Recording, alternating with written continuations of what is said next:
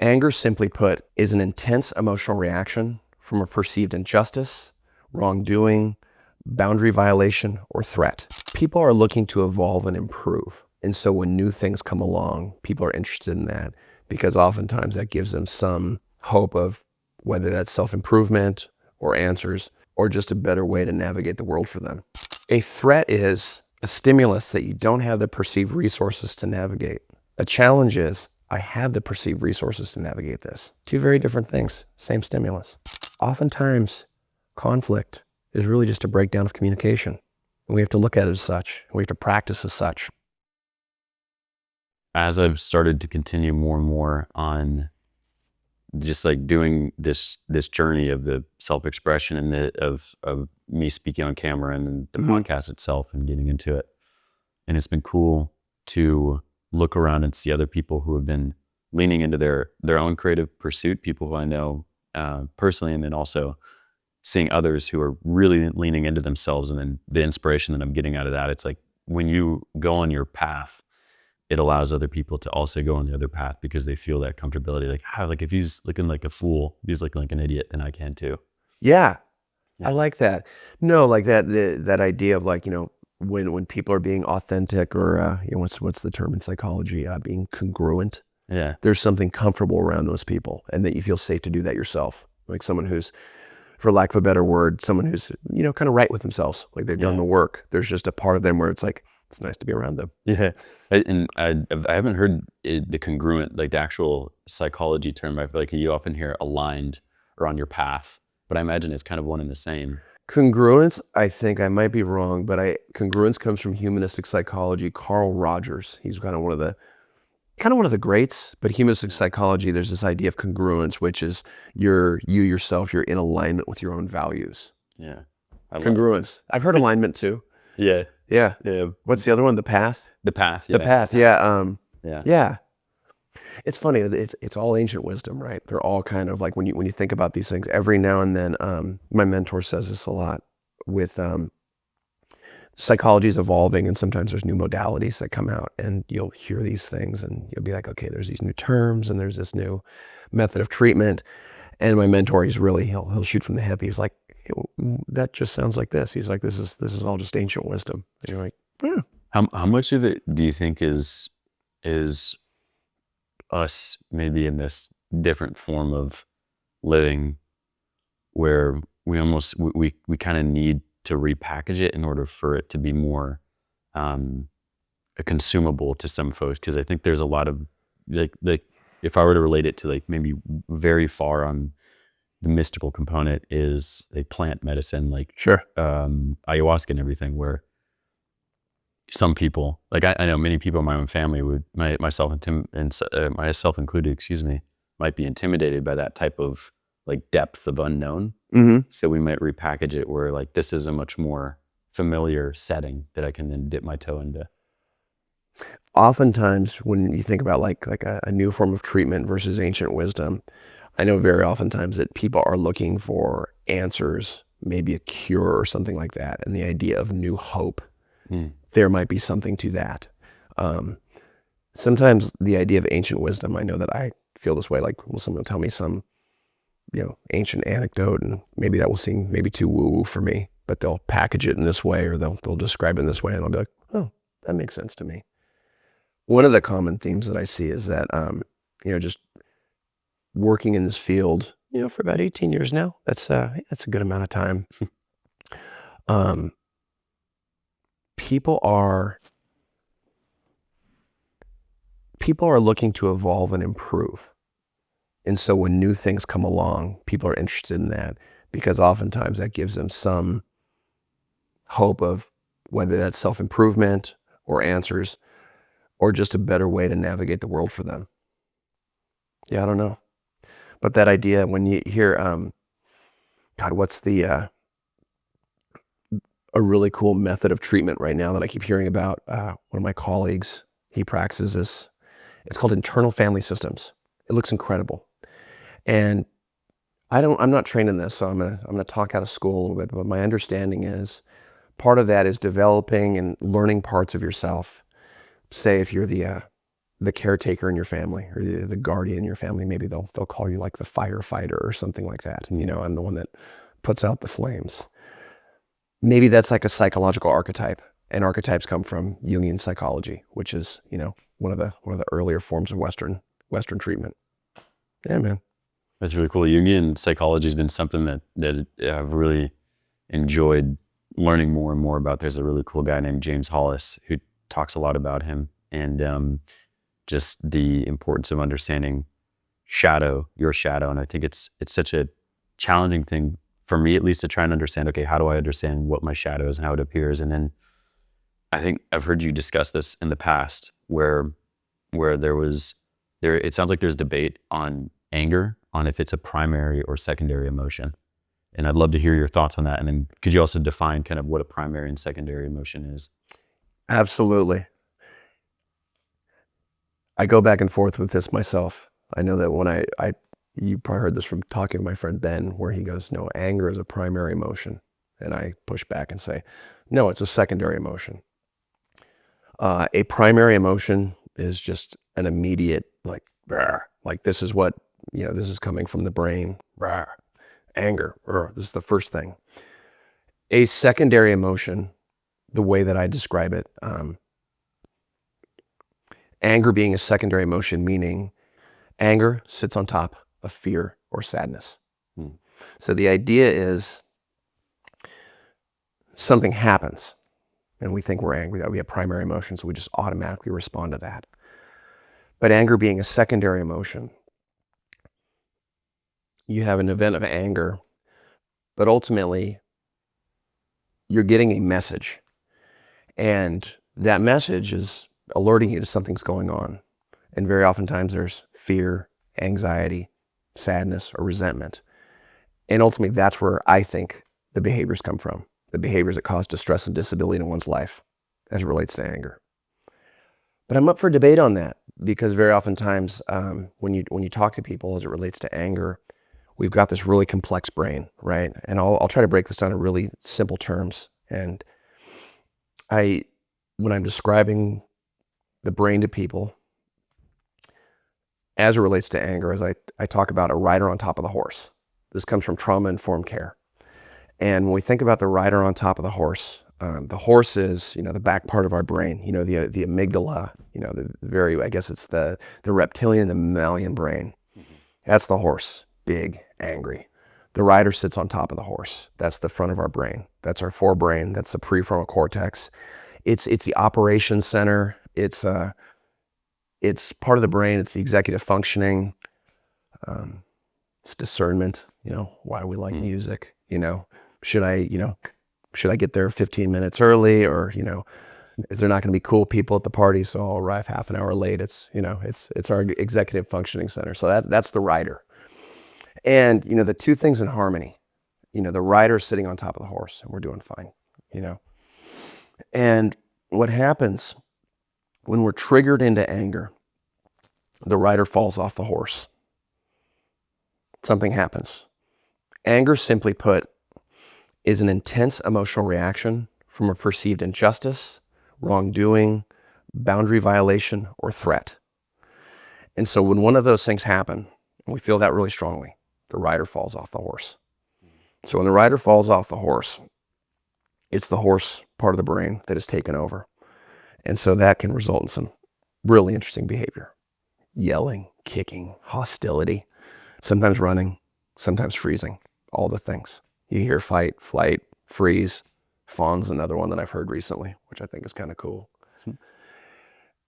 But in that, our goal there is to get the rider back on the horse. So back to that primary versus secondary emotion. I go back and forth about that, because when there's actually a real threat, anger serves an incredible function. Like if something bad's going to happen, you either got to get the heck out of there, then you got to fight for your life. But very oftentimes, especially in the world that we live in, or oftentimes the world that we live in, these are perceived threats. And so if we are mistaking these cues, and these are rooted in past traumas or anxieties that we have, it's not a primary emotion so much as It's these feelings of anxiety or fear that are causing us to have these intense responses. Yeah. How much does perception play a role in the emotions that we feel? Listen to this. I love this. Perception is the editor of our reality. That's Pretty cool, right? That's really cool. I heard that at a training. Yeah. I want to be really clear. None of the things that I say are proprietary or original. That's okay. I just borrow things from smart people who are farther along. Isn't that all of us? I hope so. Yeah. I think it's all of us. If I ever tell you I've invented something, run away from me. It's got an asterisk by it. Yeah, it's like I came up with this. Yeah. Yeah. Yeah. It's because I've heard you talk about now when anger comes over us, and it sounds like there are two forms where it has utility and it doesn't have utility.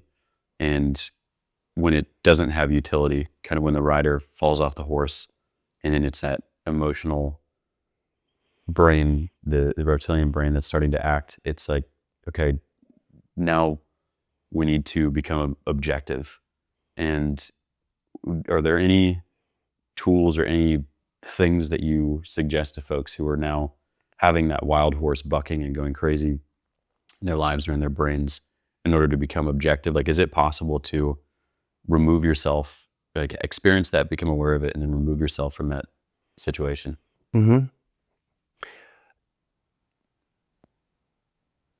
There's some instances where people have medical conditions, or maybe they have a traumatic brain injury, where the ability to recognize whether the physical or cognitive cues, that is more challenging, and that's a separate issue, maybe not necessarily solved by therapy, but by psychiatry, maybe an endocrinologist, in addition to therapy.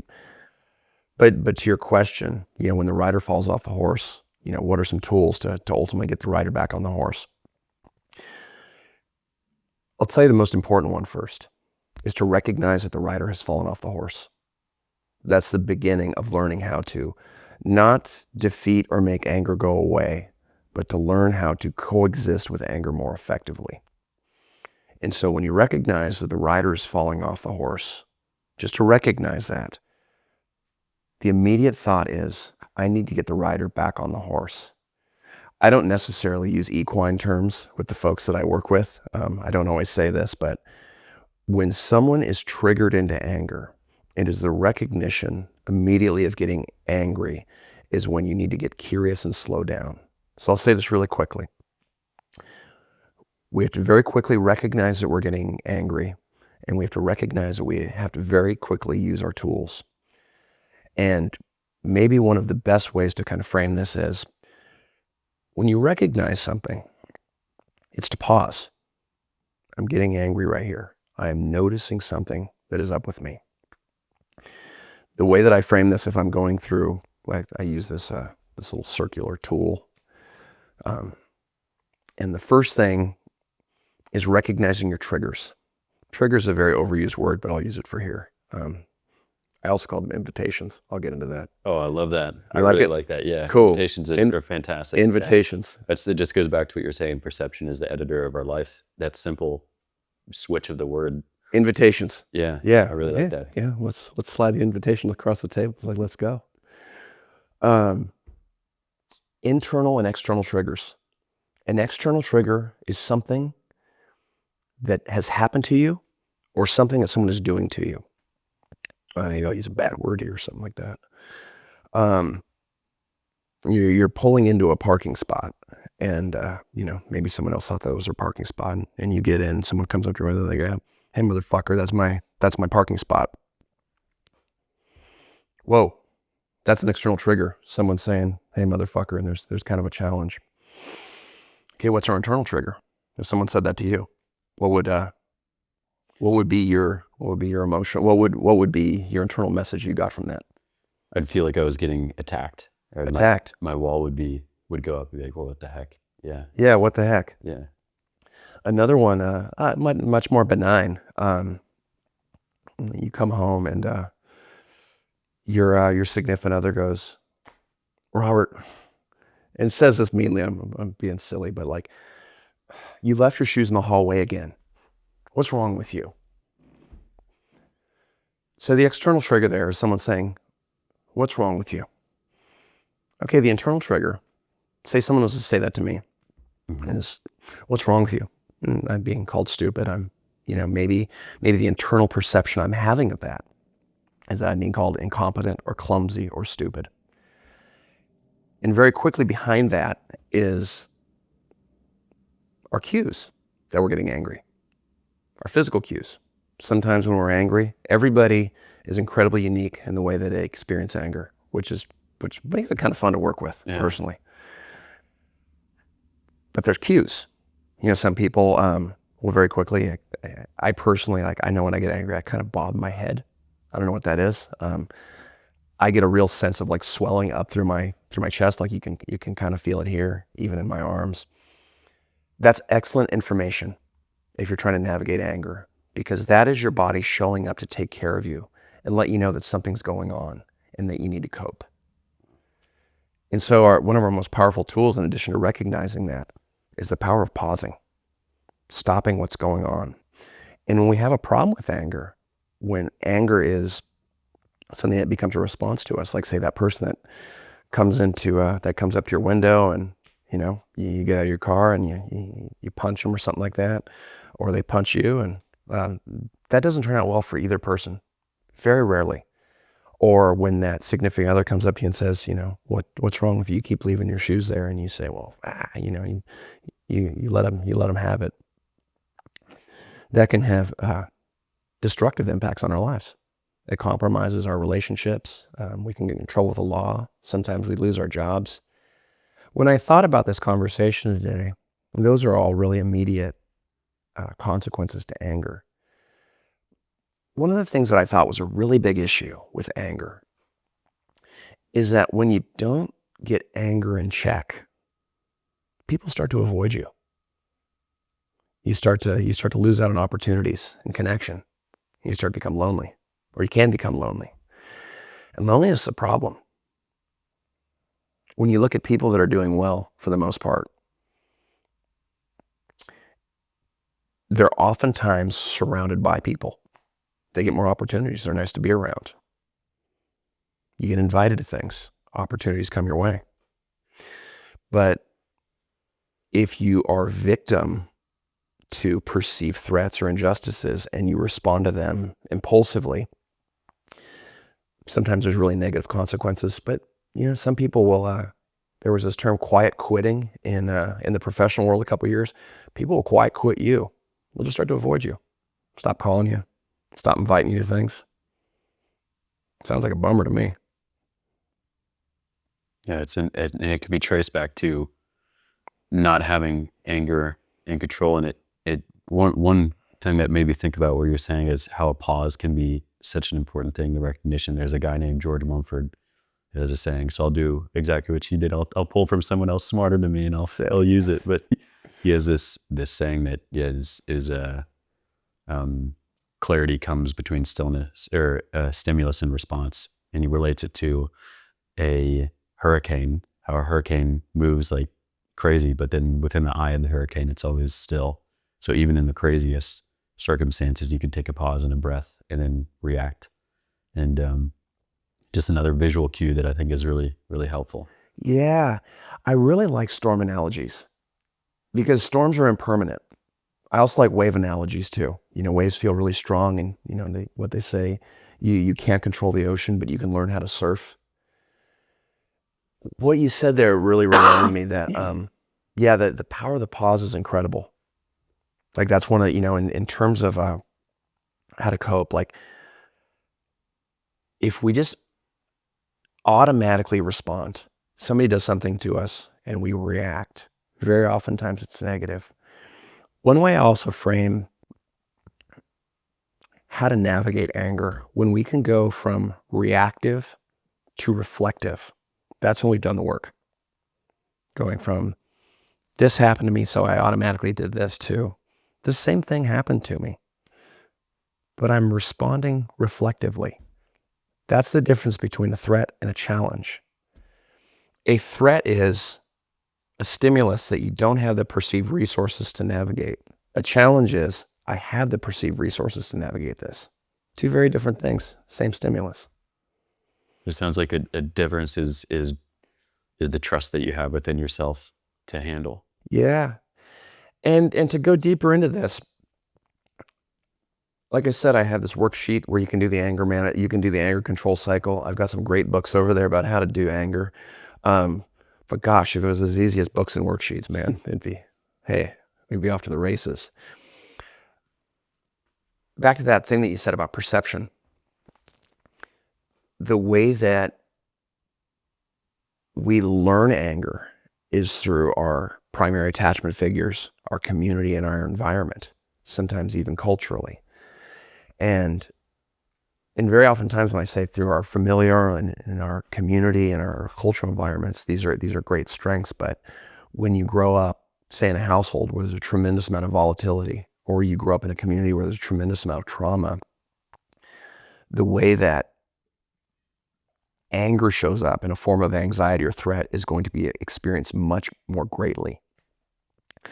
And the reason I'm saying that is anger isn't as simply as, well, someone said this to me and I just breathed and it was all good. I got the rider back on the horse. But we run on subconscious scripts of the world. And when we have these reminders, whether of traumas or misunderstandings, we very oftentimes, if we haven't done the work, we very oftentimes run on those automatic scripts as a form of seeking safety. How do you know if you have an anger management issue? Okay. How do you know if you have an anger management issue? Oftentimes it's pointed out to you by others. The hope is, internally, you recognize that there's something that's not working for you. There's some level of distress or some awareness that things could be better. Maybe you're looking around you and you're seeing other people navigate the world a little more successfully than you are. Not monetarily, but just in the way that they go about their days. But it requires insight. Oftentimes people ask, when they're starting therapy. I come from a really volatile background. My mom was a drunk, my dad was a drunk, my grandparents are drunks. How am I to be any different? And as a therapist, you want to be helpful. And I wish there was this world of magic where you could just you could cure somebody or something like that. But I don't know if that's the case. But the analogy that you give is, even though you have this familial history, which might even be genetically encoded, symptoms are a multi-generational transmission from the family. But the visual I give to somebody is there's a choice that you have to make, and that requires a tremendous amount of responsibility. And the visual of that is almost holding up a shield, from the traumas from previous generations and making a decision that I have to take a different path with a tremendous amount of uncertainty, but with the hope that it's going to yield, better results down the road. And that's just the hope. It's not a guarantee. I wish there was cures, but really what we have is we have the ability to incorporate, coexist, navigate, and doing that more effectively as we get better at it. What role does shame play in anger? Huge. Great question. Do you know who Brene Brown is? Yeah. She's pretty rad. Yeah. Yeah, she's super cool. She's from Texas too. Yeah. She's got, one of the things I really like about her is just kind of her no bullshit voice. Yeah.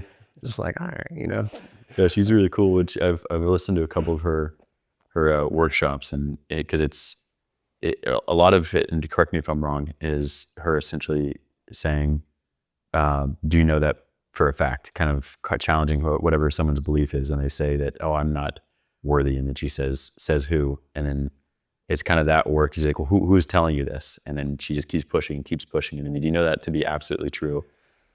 Yeah, it's really, really cool work. And then you hear the person, she'll bring people up on stage, right? And then they'll go through this series of questions that she has, and then after it, then it's really insane that just going back to that phrase that you just said, is perception is the editor of life. Our reality. Excuse me. Yeah. It's really cool. But yes, continue. Brene Brown, though, very simply put, she differentiates guilt versus shame. Guilt is I did something bad. Shame, I am bad. So what role does shame play? When we're guilty of something, that's a lot easier. Oftentimes we have some responsibility in correcting the guilt. But shame is I am bad. And that's very absolute thinking. I'm certain. I'm a bad person. So yes, shame plays a big role when something happens and we make a mistake, which we often do. Humans are, at least in my experience, incredibly messy, hypocritical. We contradict ourselves often. Part of the gig, right? But when we do something and we feel guilty about it, we have this avenue to reconcile that. Maybe that's an apology. Maybe that's correcting something that we've done that no one else saw. But shame is really incorporating. I am bad. It brings up all of these internalized messages we've given ourselves about the world that maybe no one else sees. And when we do that is really hard to navigate. When you're coming from a place of I am bad, I am not worthy. Here's a bad word, but like I'm a piece of shit. That's really hard to dig yourself out of that. And so that role of shame when something happens, how do I answer that with more shame? It's back to your question, to what role does shame play? It plays a huge role, but that difference in, when it comes to guilt, again, guilt, I did something bad. Shame, I am bad. But you recognize, over time, people aren't bad.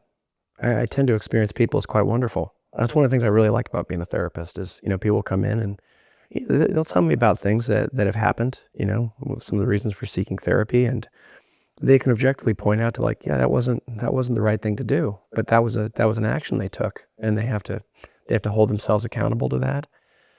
But if they're able to look at it more in those terms, as apparently like, well, I'm just a bad person, that is a very hard place to operate from when you can look at something and go, I did something bad.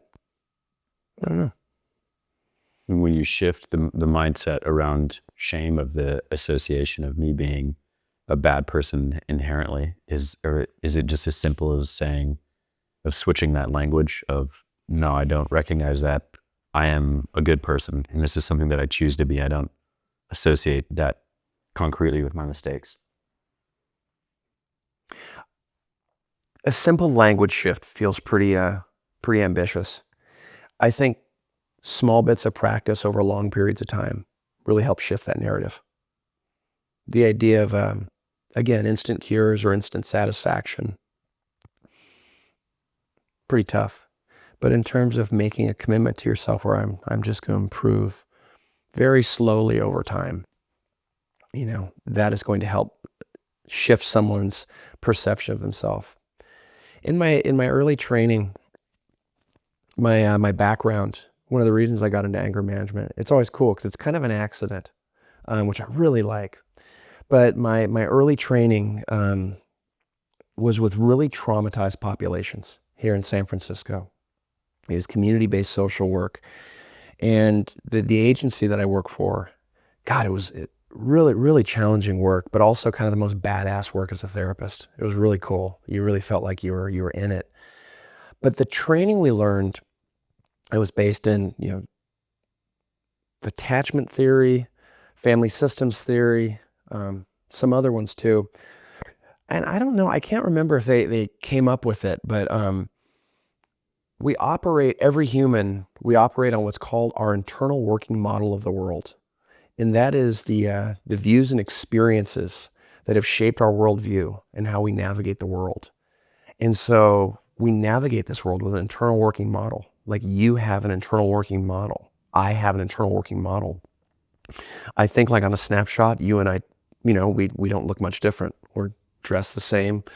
I try to get haircuts like you. You could very easily be fooled into thinking we're the same guy. Yeah.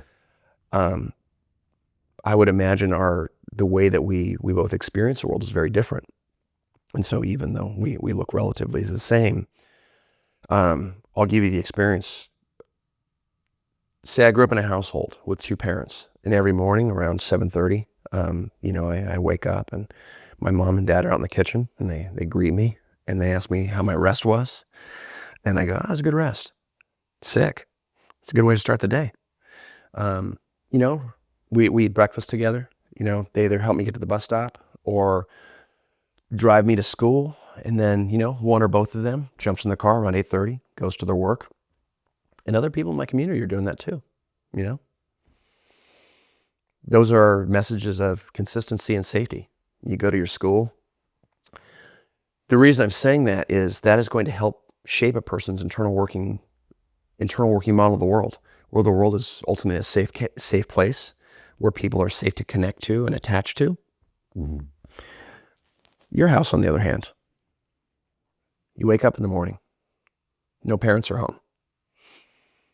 Maybe both parents were out last night trying to find drugs. Kind of a true story here. You wake up, who's gonna make me breakfast? I'm hungry. I'm hungry. Maybe my grandma's here. Maybe. You go outside, very few people are going to work. Maybe you go outside, someone's gonna kick your ass. People get shot in your neighborhood. What's your internal working model of the world gonna be? Violence. Fear. Fear. Around the corner is a threat. Internal working model of the world. And from a treatment standpoint, you're working with these children and families where that was very oftentimes a snapshot of what when you read the you'd read the intake and you just go, whew, Jesus, gnarly. And it's always cool talking about this. I kind of miss those days. The work, sometimes the work was funny, man. Just, you know, hey, don't smoke weed at school. You know, like sometimes that was the work. But ultimately, us as providers was to work with them on providing a disconfirming stance to that internal working model of the world. So showing warmth, care, good boundaries. One of the best interventions I ever learned in mental health, this sounds crazy. It sounds way better than like some sort of mind trick. Show up on time. You tell a traumatized person that you'll be there at 8 o'clock. Get there at 8 o'clock. You're implicitly modeling good boundaries, following through. And so back to that internal working model of the world. And the hope is, and no matter what, I gave you that example of, you know, say my hypothetical, you know, stable environment. We still come out, no matter how good our experiences are, life is difficult and difficult things happen for us. And so when we're navigating that, we're navigating this world, events happen. The way that we experience these events happening shape that we feel about the world and significantly influences the way that we respond to the world. And so over time, in terms of kind of shaping that, if we have that negative self-perception about ourselves, when we're doing the work, we are constantly trying to challenge our own internal working model of the world to fit a more objective reality. So if I'm walking around the world, today. Here we are in Noe Valley. It's a nice neighborhood, nice and safe. But if I'm walking around myself here, and say I've got this background of hypervigilance or whatnot, or this background of trauma, and I'm showing signs of hypervigilance, over time, I'm going to have to do the work to ideally match the objective reality of what's happening to my perception of what's happening. And that's hard work. It takes a decision. Yeah. As a therapist, what kind of challenges do you have to help those that you're helping, I guess, for lack of a better, the clients that you're working with on overcoming this unfamiliarity with the new form of reality? You know, maybe in the sense of someone who grows up in a household like that, is they now start to interpret, and this is a thought, correct me if I'm wrong, but when they receive someone who is the opposite of their known reality, so instead of being a threat, and so someone that's going to beat them up, or a parent who's not there, they have someone who is on time, someone who is loving, who is there, who is compassionate, how much of convincing, or I don't know if that's the right word either, but how much do you have to work to help them overcome experiencing that as like a threat, as I don't believe, why are you being so nice to me, essentially? Like, who are you? What do you want out of me? This is incredibly common. I think I gave you a really extreme example based on my training, but this happens very often just in friendships or romantic relationships. You hear this often, where you're dating a new person, and maybe you've had some relationships that are really difficult. You know, you've yelled at. There's been betrayals in your relationship, and so you're coming into this like a wounded dog. I'm asking this kind of selfishly because I remember I experienced a relationship recently where the person who I was with was so kind, and I was like put off, and more so in a defensive state where I was like, what do you want out of me? What is this? Those were my initial thoughts, and I couldn't get over the point of, no, this person is just actually genuinely loving and caring, which is what I verbally say that I want. But then here it is in front of me, and it's right here. It's so foreign and so intimidating. This person is providing a disconfirming stance to my internal working model of relationships, huh? Sick. Yeah. An invitation, some would say. Yeah, no, that's, and so up front, again, I want to be really clear. Our bodies and our anxiety, it is showing up to protect us. There's this really great book, you know, for anybody listening or even for yourself. There's a book called The Gift of Fear by Gavin de Becker. And he's the world's kind of foremost safety expert. He runs security for people like Oprah Winfrey, and I'm trying to think who else. But he's really cool. And you would think, you know, when you're running security for somebody, you just hire ex-military and they're smart and they got guns. But it's psychological. You know, he talks about like pre-incident indicators. But more importantly, he talks about like our gut feeling, and he talks about really the gift of fear and how it's information, it's messages from the world. And what in the book, what he's arguing is like, how do we filter that information to give us an objective reality of what's happening? And so let me go back to this. So just to be clear, great book to read. You'll read it in an afternoon, and I hope it's helpful because it gives these really great anecdotes. But back to my main point is anxiety and fear shows up like a friend. It's there to protect you. And if we recognize it as such, we can use it as a wonderful tool.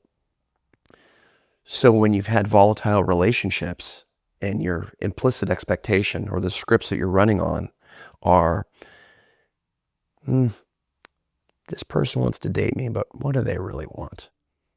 This person's going to harm me. This person's going to abandon me. You know, those thoughts are going to be there.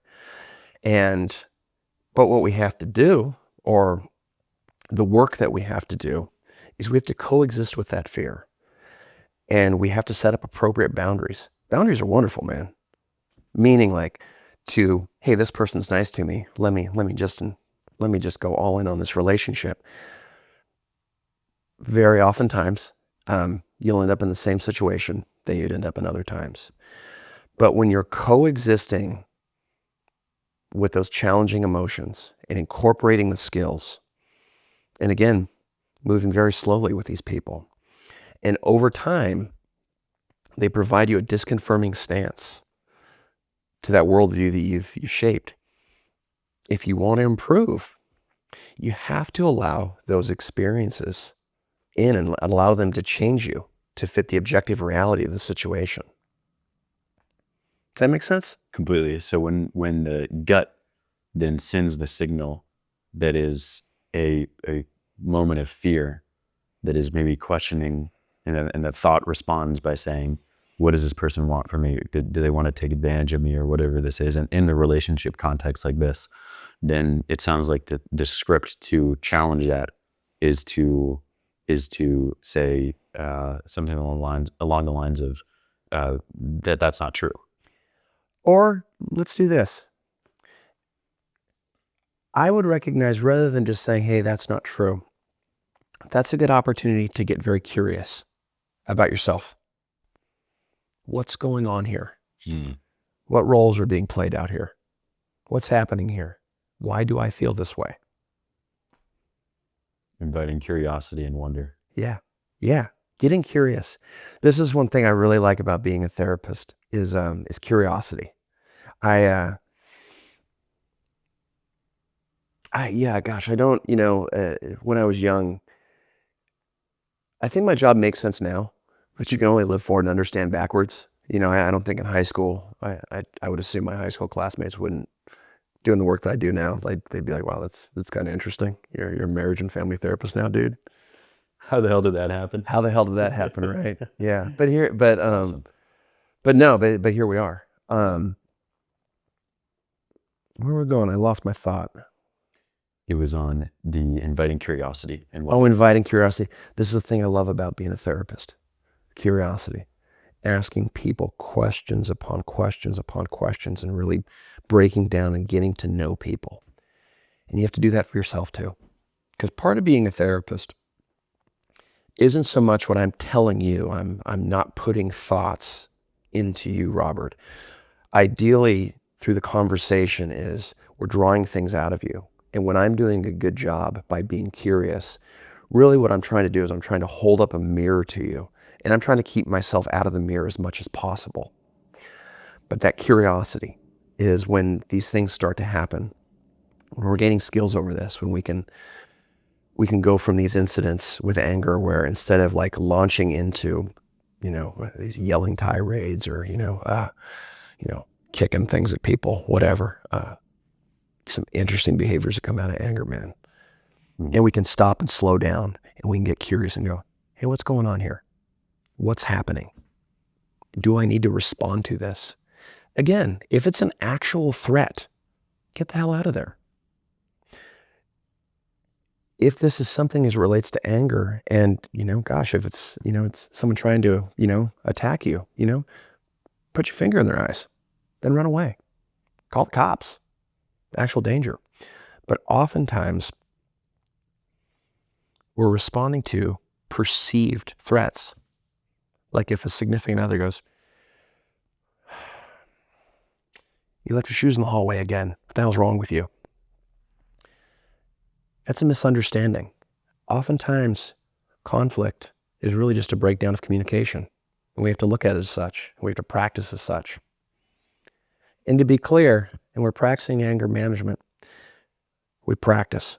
Practice, practice, practice. I always think about this because sometimes the question goes, how have you learned how to not get angry? I'll get angry about something at some point today. The hope is that it goes well. But things happen all the time that make us angry. We get parking tickets. People say things to us that are unkind. Sometimes they say things that we believe are unkind. But if we don't pause and think about what they're actually communicating, and we just lean into what we think they said, we might respond really negatively. And we're just unaligned in what we're trying to communicate to one another. On the part where you shared holding up a mirror, I really enjoy that. And that's often something that I like to say as well, as I'm a reflection of you, only with positive things. And then if it's negative, then I'll think back to myself. But there's a quote that says, all problems are people problems. And I think when you put those two together, they kind of really can explain one another. Is if I've got an issue with that person, it's really not that person. It's something that I have an issue within myself. If you can spot it, you got it. That's great. Yeah. That sounds like that. If you can spot it, you got it. I love that. Very oftentimes, well, what is that? That's countertransference. When you recognize when really intense, I might be wrong about this, but I think this is Freudian. Countertransference is the negative emotions that come up within yourself related to other people. I'm almost positive that's Freudian. So my fellow therapists out there, forgive me if I'm wrong. Send me a mean text. But countertransference is the feelings that are elicited from interacting with another person. Someone says, God, what's a good example of that? Countertransference can be the way that someone shows up and they speak to you. Maybe you're feeling, this is the way my dad talked to me. Wow. I think another one I'd love to understand more of is jealousy. And I'll share kind of this, someone shared this with me when I first started this, where they said the entrepreneurial journey is the most spiritual path that you can take, which feels like that because every single time that I'm putting more and more and more of myself out there, I'm having to go against this, the differentiate between maybe it is shame, where like I'll say things that in the past I didn't do. Like I'll be so hypocritical.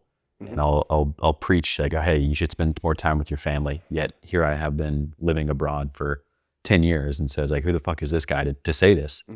And I just lost my point when I was going there. But, and when you feel the countertransference in another person, and is it really just whatever it is that you feel when you think of that person? It could be, like that's where it needs to look at. And what I'd say in my case is I'll look around, and it can be a challenge to not think like, oh fuck, like I should be there in terms of success or whatever, because I think I'm great at what I do or whatever, but at the same time it's just a completely different path. But jealousy, I think, has been something that pops up every once in a while that I'm just working on understanding, and I see it as someone who's where I hope to be. But I understand that it's like, okay, well, this is different. Logically, I know this, but then it arises. Jealousy. It's always good to go internally when it comes to that. Very often the things that we see in other people, whether it's good or bad, it very oftentimes reflects on us and our own personal experiences. I'll give you a good jealousy anecdote, which I think is really helpful. Again, jealousy is an emotion. What if we use jealousy as a map? Jealousy. You're doing podcasting. This is cool, by the way. I'm having a really good time doing this. It's fun to be with you, man. Like you're good at this. This is fun, dude. Thank you. Yeah. No, this is fun. Jealousy being a map. When we look at that and we, again, just get curious of that. Jealousy done well gives us a map to what we want. Maybe you're looking at that thing where, say you're looking at someone else who's doing podcasts that is, farther down the road, more successful. Maybe they have, maybe they have more of the freedom. Maybe they're having more interesting conversations with more people. Maybe they're getting to go to more cool places. Maybe they're starting to benefit financially. And to look at that, this is the stuff that I want to go to. And that's great. That's good information. It gives us, it helps us it helps us better understand, like, what we, maybe there are our dreams or our goals. Maybe there are, it's helping us get closer towards our values and our virtues. And if we don't do jealousy well, we'll just be shitty. We'll come up with excuses why they got it. Maybe they got lucky that so-and-so would talk to them, or they're in the right place at the right time, or who the fuck knows. But again, if we just go internally with jealousy. What is this? It's a map. Let's just get curious about this. Let's just follow this and see where it takes us. There's a great Roosevelt quote too. You like quotes and I like quotes. Comparison is the thief of joy. So sick. That was something I really struggled with when I was younger. And I think it's natural. We do that. You look at the person with the bigger house, the nicest car, the better surfer, the guy with the better looking girlfriend or boyfriend. It's natural. We do that. And if we do that poorly, we'll shit on them. We'll shit on ourselves. That's even worse. But we'll come up for these excuses. I'm speaking really broadly here, but if we look at that internally and use that as a map, here's the scary part. It starts to give us the information. And then we have to take responsibility for that if we actually value that and if we're actually willing to make the decisions and go and do that. Sometimes the answer to that is no. Maybe I don't really value that much. I'm trying to think of a good example. I'm one of these therapists. I'm really lucky. I've exceeded all of my own career expectations. So I just kind of sit here and I just feel lucky to be here. So in terms of being a therapist, like if I sat in this chair for the next 20 years and just worked with my people, I'd be like, Life is good. I've really exceeded my own expectations. So I'm really grateful for that. But you know, and in terms of in growth and in going for things, it can seem so daunting. I remember even before becoming a therapist, I got really lucky. I call him my mentor, but he's a really dear friend, and he's 13 years older than me, and he happened to be like the best surfer in our community. And there's a lot of reasons why people become therapists. You know, some career-wise, you know, some personal growth oriented. But one of the things I feel really lucky, it just felt so daunting. And his name's Ron Triplett. Very cool dude. He has no social media presence. He doesn't even have a website. When I refer people to him, I just tell them to text him because he's not very good at responding to voicemails. I think he has a Yahoo email address, which is totally cool, but whatever. Archaic. Kind of, yeah, right. I love it. Isn't Gmail the gold standard? Whatever. That's stupid. That's great. But I really like the way he just seemed like he had a really cool job. He got to have really cool conversations with people that just seemed so meaningful. And outside of that, he just seemed just like such a cool, approachable guy. And it just seemed like something that like, hey, this would be cool to get involved in. And then, you know, like back then, God, this is like 25 years ago. And if I were to look back, you know, I'm sure he was nowhere near where he is now. Like he's almost 60 years old. And, but I just, you know, I looked at him and his lifestyle and I was like, oh, well, that's the thing to reach for. And that felt incredibly daunting. And so even the idea of, you know, applying to grad school, interviewing to grad school, getting into grad school, you know, upon reflection, that wasn't particularly challenging so much as it was just linear actions. But then, to get to now, just these little small periods of time. But to ultimately like to the spot where it's like my job is to be with really cool and interesting people. Yeah. I just feel really, more than anything, I feel gratitude. But back to that feeling of jealousy. Yeah, jealousy here to stay, man. We might as well use it to our advantage. We can let it, we can let it take over us and give excuses for why things aren't working out.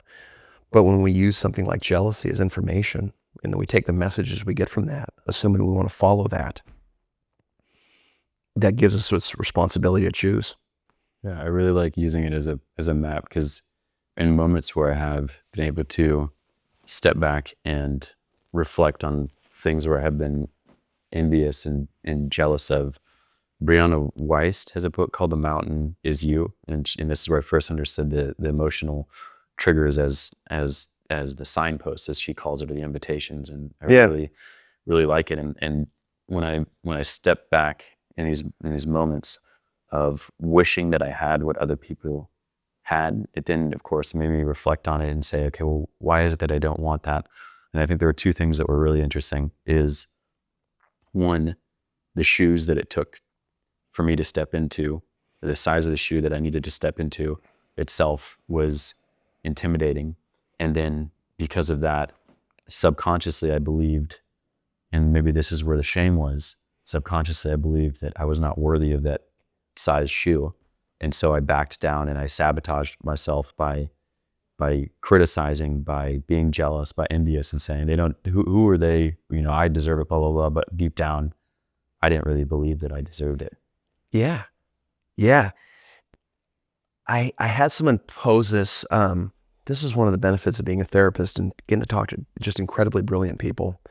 Someone gave this example of going to a leadership retreat, and that idea of worthiness came up in this leadership retreat. And these are all people that are they're trying to self-improve. But the keynote speaker, I really wish I knew who it was. But he said that idea of will you ever get to this place where you say I am worthy? And the guy just kind of deadpanned. He goes, yeah, the answer is no one will ever say I am worthy.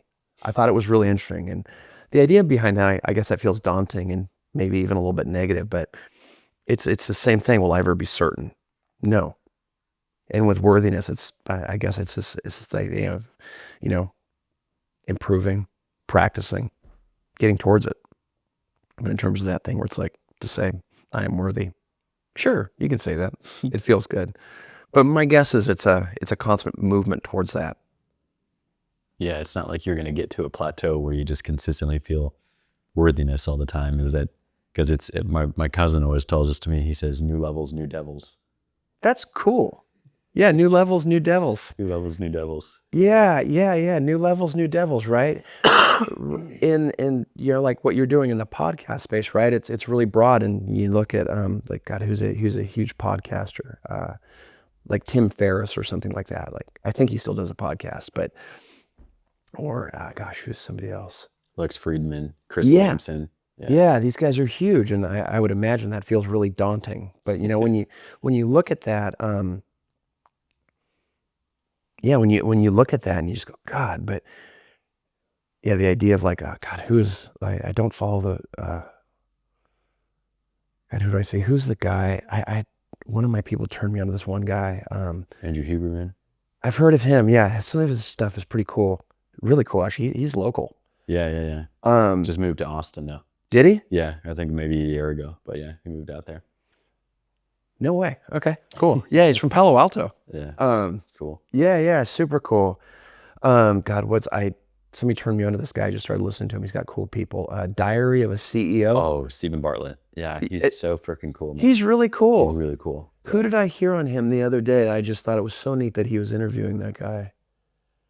Stephen Bartlett. Who did he have? Oh, he had the Texas lawyer. Oh, was a divorce attorney? No, maybe he's a divorce attorney. Jefferson Fisher. Okay. He's the guy that sits in his truck and then he says, so try that and follow me. He's the communication guy. And I'm just obsessed with that guy because he's just a communication dude. And he just tells you these things in these very simple, accessible terms. He's doing it from the front seat of his truck.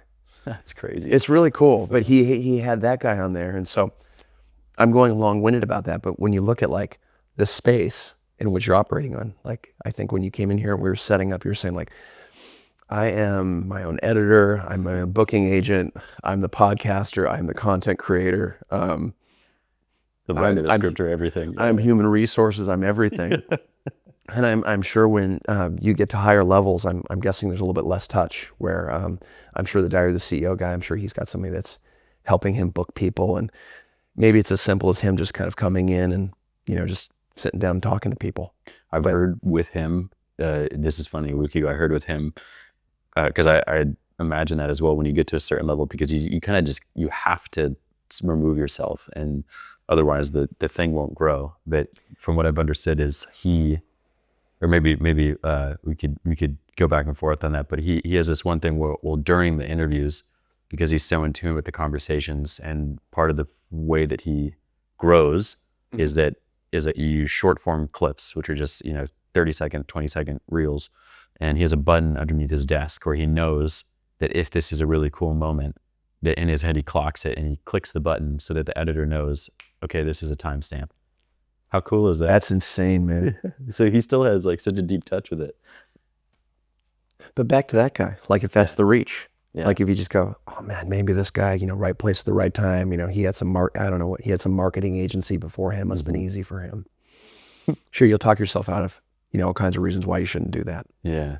But if you look at that and go, wow, it'd be cool to have cool conversations with really significant people. It'd be cool someday to talk to like a governor or something like that, or a pro athlete or something you've looked up to. Yeah. No, absolutely. It's shifting jealousy to being something of, why don't I have that, to, wow, that's what I could get. And then now it becomes the different steps. It puts out the different steps that you need to take in order to get there. And then how it can relate to shame is really, really wild. And there's responsibility too. Yeah. See, how do I say this in a concise manner?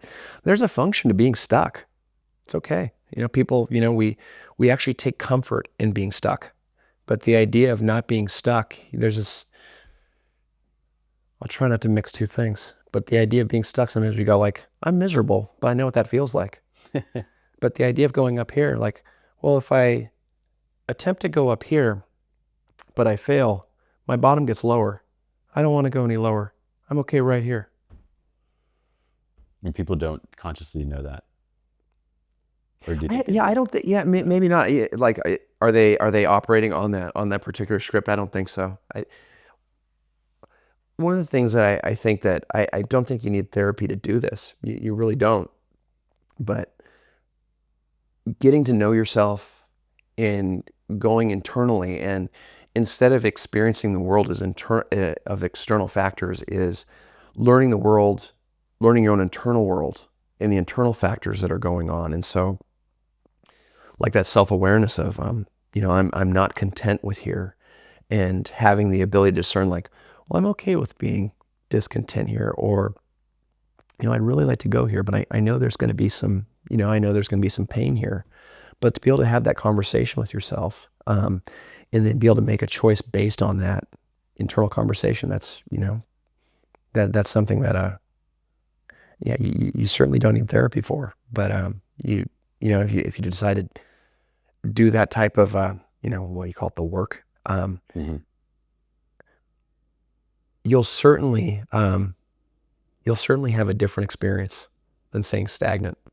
Yeah, and it's what I think is a really useful thing that I could put into practice is the question, how you guide people with asking questions. You can do the same with yourself in your journal as well. You can write the question, and then that can help bring you to some form of an answer.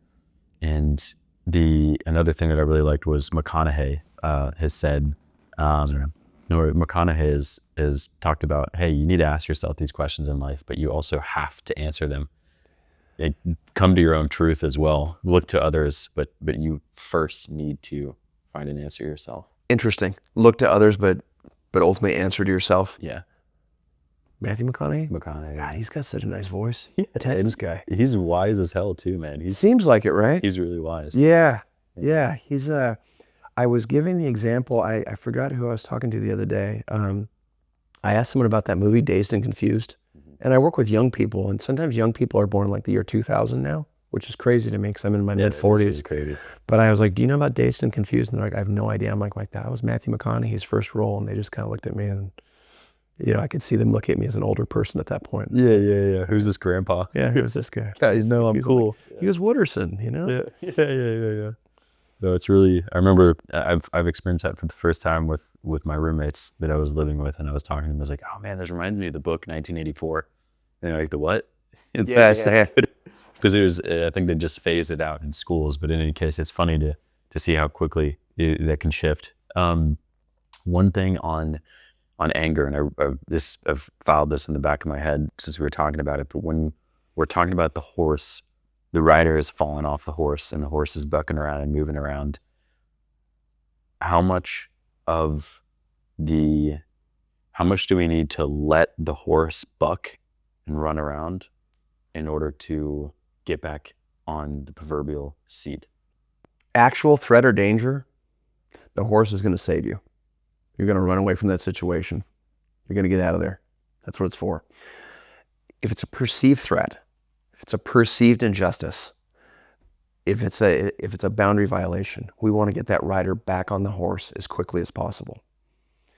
Because when the rider's back on the horse, I don't know if the rider back on the horse, it's the harmony of our rational brain and our emotional brain. Horse, emotional brain; rider, rational brain. And so when the rider's atop the horse, those things are working in harmony. It's like I can respond to the stimulus in my world in a way where I'm at a stop sign. I let that person go. It's just it helps us ultimately operate. So back to your question, I would argue the vast majority of instances of anger, we want to get the rider back on the horse as quickly as possible. In trauma-informed care, this is where I learned the analogy of rider being on the horse. The training we got was we need to get the rider back on the horse as quickly as possible. How do you get the rider back on the horse?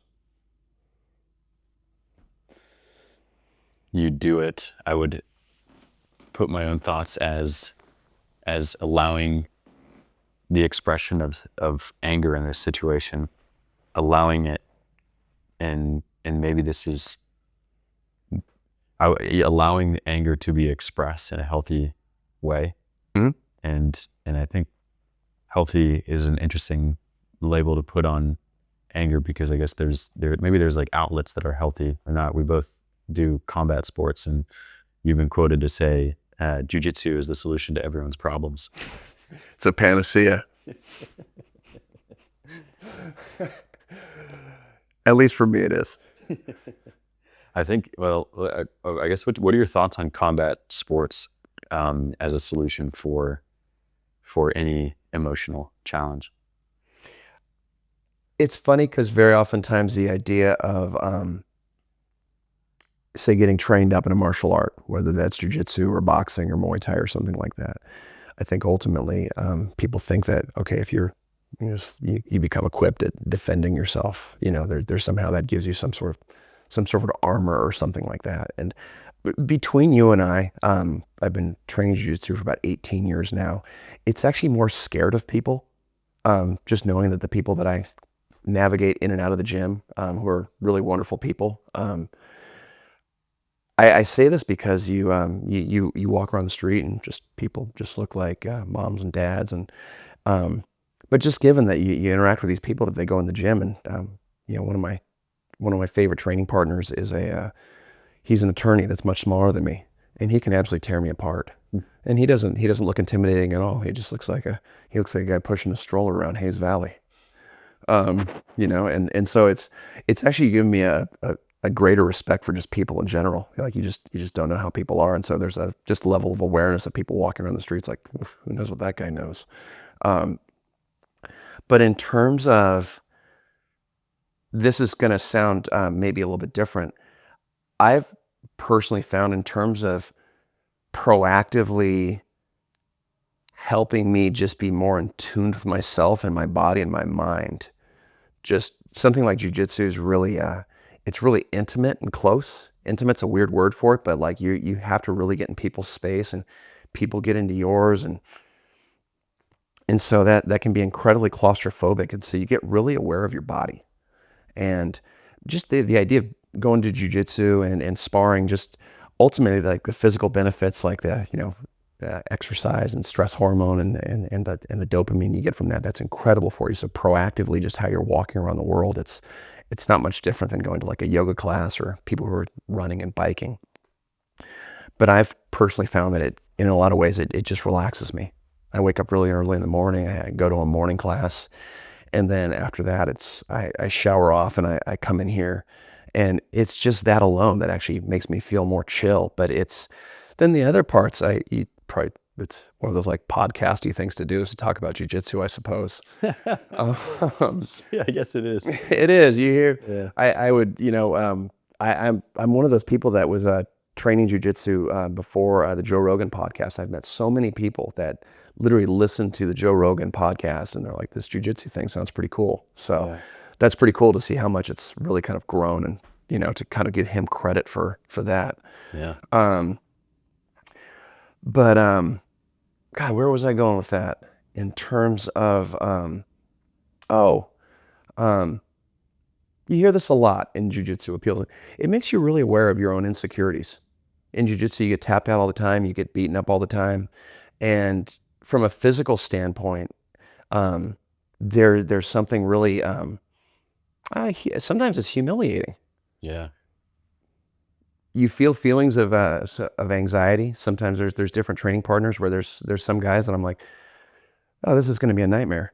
I'm worried about this guy, or maybe this is someone I don't know. That's always kind of an intimidating one when you match up with someone you've never rolled with, and you get really used to sparring with your friends, and that becomes more playful. But very often times, whether you're visiting a new gym, like there's an anxiety that you have, or someone visit your gym and they look like they can give you the business. And so it's just this it is this really good opportunity to practice being worried, scared, and then also recognizing, like, okay, am I actually in danger here? Like, and I think that's nice about jiu-jitsu. If you get into trouble, you just tap. You get the hell out of there and start over. But you go through all those things where you fail so often by getting beat up, like people getting on top of you, making you submit, making you feel the fool.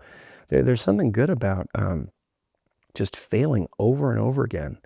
And to take that outside of to jiu-jitsu, I like to surf also. you can surf your entire life and you fall off your board every time. Sometimes the waves are so good and you can't smell a wave. And that's, it's just this ongoing sense of like failure and continuing to show up, which I think is really healthy. Both sports too. Same thing. We were talking about sharks and stuff before. Just that fear. Surfing's another one that gets you really inside of your body. So to just kind of to kind of circle back to like why something like jiu-jitsu is good, or it has been for me at least, is it just helps me just kind of like it helps me just kind of be in my own body. As hokey as that sounds, I really like it. No, I really like that as well in the answer, and that it doesn't necessarily need to just be jiu-jitsu or surfing, or you were mentioning yoga, and it's just essentially movement is so crucial for the human body. And it makes me think of Bessel van der Kolk's book, The Body Keeps the Score. And is it there? Right there. Amazing. Yeah. The book is so incredible, and it just like how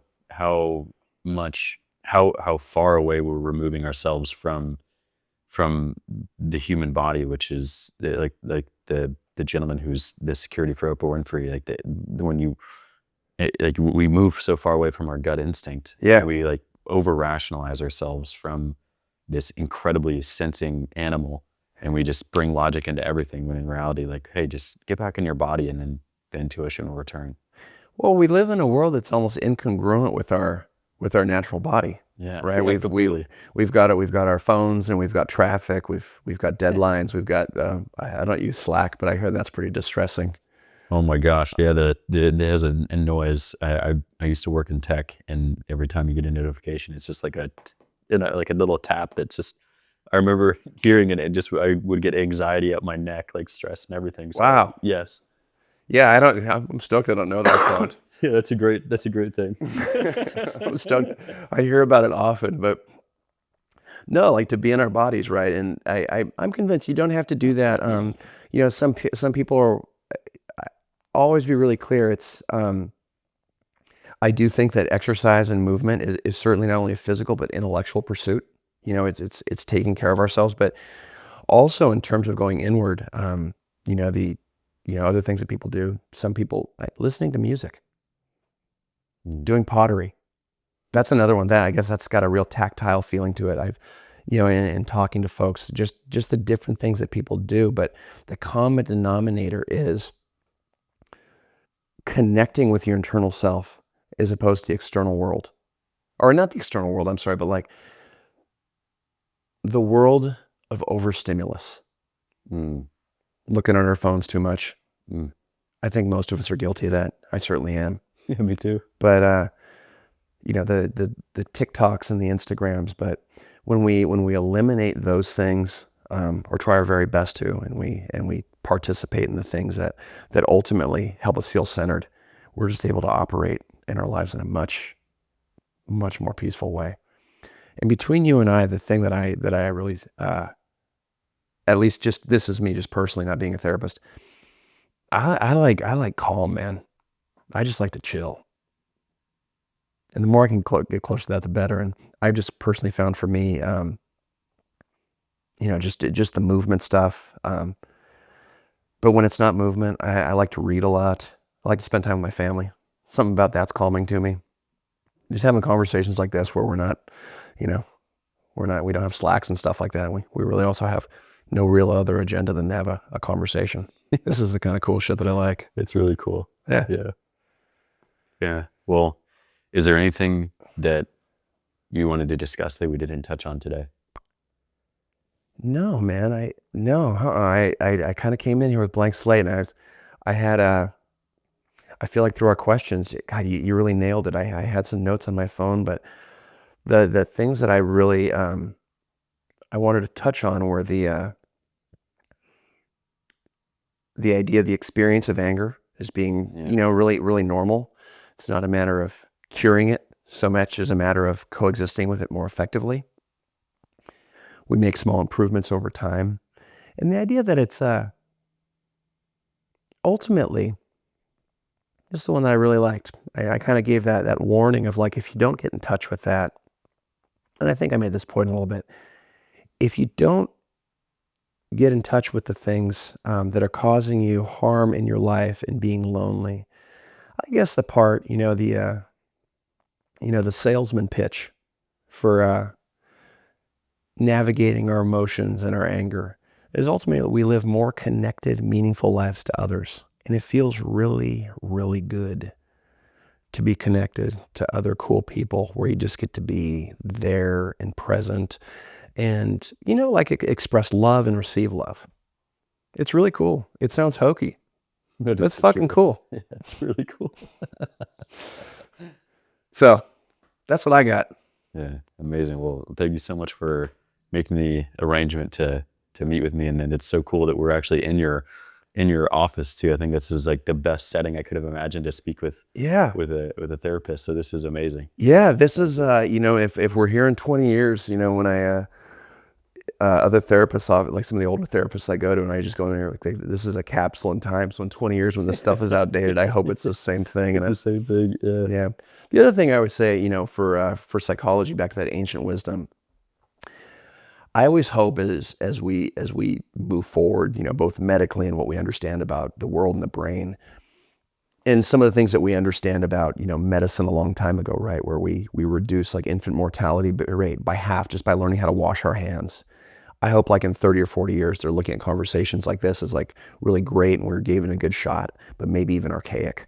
Yeah. Like we've learned so goddamn much since then that we're just, like, hey, those guys were giving it a shot, but what is trauma? Yeah, exactly. Like we figured it out. Yeah.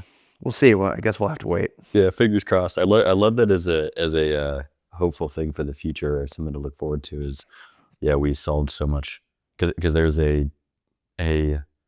I really enjoy Fight Club and a lot of the lessons that Chuck Palahniuk shared in it. And one of them is that Tyler Durden says, we're the middle generation of society. We have no great war. We have no great depression.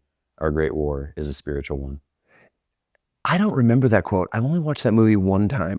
It's awesome. It's good to revisit. I just like the part, I really like the part where Edward Norton, he goes to Fight Club, and the part that he said something about he just was surrounded by IKEA furniture, so he's giving this kind of dystopian version of himself. But then he starts going to Fight Club, and then he's sleeping well. Yeah. I love that part. Yeah. That was the takeaway from the movie. I'll have to rewatch that. Probably read it. Yeah, I actually have it with me. Do you? Yeah, I'm rereading it. Yeah, it's really nice.